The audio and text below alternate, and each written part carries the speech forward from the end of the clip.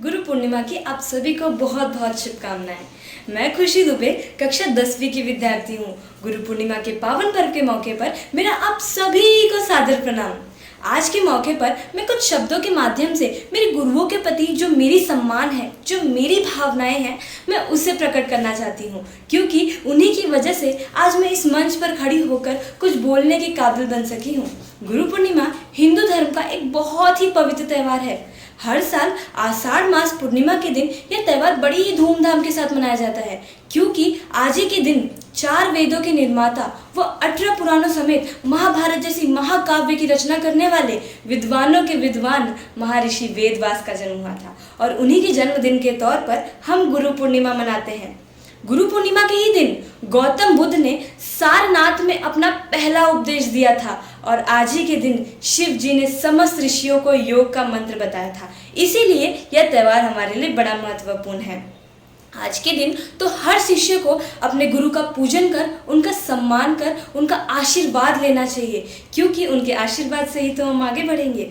आपने हिंदी साहित्य में देखा होगा कि ऐसे कई कवि हैं जिन्होंने गुरुओं के बारे में लिखा है। उन्हीं में से संत कबीरदास ने गुरु को भगवान से ऊंचा दर्जा देते हुए अपने दोहे के माध्यम से कहा है कि गुरु गोविंद दोहु खड़े काके लागू पाव, बलिहारी गुरु आपने गोविंद दियो बताए, कबीरा गोविंद दियो बताए।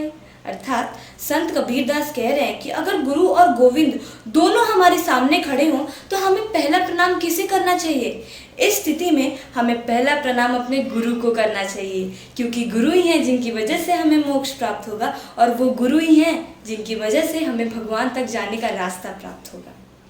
अब आज के पीढ़ी को गुरु का महत्व बताने के लिए हम गुरु पूर्णिमा मनाते हैं, क्योंकि ज्ञान तो हर कोई अर्जित कर सकता है, परंतु उस ज्ञान का सही जगह पर सही समय पर प्रयोग करना तो हमें सिर्फ गुरु ही बता सकते हैं। इसी बात को संत कबीर ने अपने दोहे के साथ कहा है कि पंडित यदि पढ़ी गुनी मुए, गुरु बिन मिले न ज्ञान, ज्ञान बिना मुक्ति नहीं, सत्य शब्द परमान, कबीरा सत्य शब्द परमान।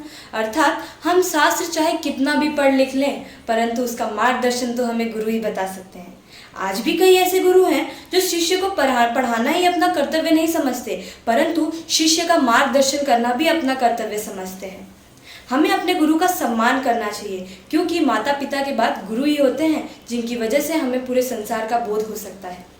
अब हम गुरु के गुणों का वर्णन तो कर नहीं सकते। इसी बात को संत कबीरदास ने अपने दोहे के माध्यम से कहा है कि सब धरती कागज करूं, लेकिन सब वनराज, साथ समुंदर मशी करूं, गुरु गुण लिखा न जाए, कबीरा गुरु गुण लिखा न जाए।